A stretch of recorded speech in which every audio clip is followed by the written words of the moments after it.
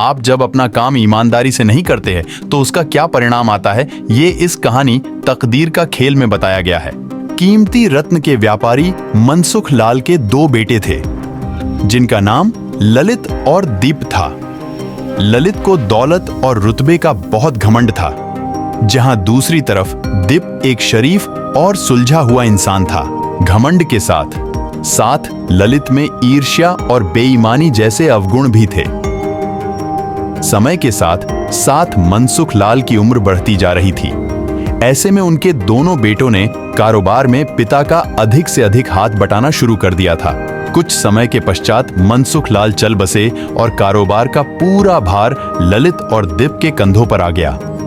बद्धा भाई होने के नाते ललित ने व्यापारिक फैसलों में अपनी मर्जी चलानी शुरू कर दी। ललित बेईमानी और मक्कारी भरे फैसले लेने लगा। असली रत्न के नाम पर वह नकली रत्न का व्यापार करने लगा, जिससे उसका मुनाफा बढ़ने लगा। दौलत के घमंड में वह परिवार में उन्मादी जैसा व्यवहार करने लगा।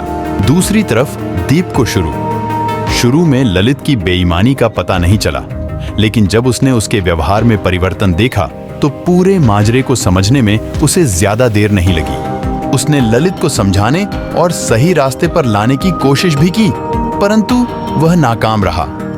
उलटे ललित दीप से खफा हो गया और व्यापार में बंटवारे का बहाना ढूंढने लगा। बंटवारे में भी उसने बेईमानी की साजिश रची। दीप के हिस्से के व्यापार पर भी वह कब्जा कर बैठा।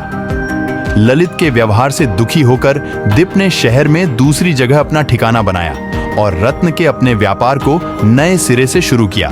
ईमानदारी की नींव पर शुरू हुआ दीप का व्यापार जल्दी ही चल पड़ा। एक तरफ जहां दीप की ख्याति देश और विदेश में बढ़ने लगी, वहीं दूसरी तरफ ललित की करतूतों की पोल खुलने लगी। नकली रत्न के व्यापार के कारण रत्न बाजार में ललित की साख को जोरदार धक्का लगा और उसके व्यापार का दायरा सिमटने लगा। अतः नौबत यहां तक आ गई कि ललित को धन के अभाव में अपना घर, दुकान, सामान तक बेचना पड़ा। जल्द ही ललित के हाथ से सब कुछ निकल गया और वह परिवार सहित सड़क पर आ गया। अब ललित को अपने किए पर पछतावा हो रहा था, परंतु उसकी तकदीर ने जो खेल खेला था उससे आसानी से पीछे आना उसके लिए संभव नहीं था। दूसरी तरफ दीप अपनी ईमानदारी और मेहनत की बदौलत रंक से राजा बन गया था। जब ललित की बदहाली की खबर दीप को पड़ी तो उसे बद्धा दुख हुआ। पुरानी बातों को भूलकर वह भागा अपने बड्ढे भाई ललित के पास पहुंचा और ललित के लाख मना करने के बावजूद भी उसे परिवार सहित पास ले आया। अगर आपको हमारी स्टोरी तकदीर का खेल अच्छी लगी हो तो अपने दोस्तों के साथ भी शेयर कीजिए और कमेंट में जरूर बताइए कि कैसी लगी हमारी ये कहानी।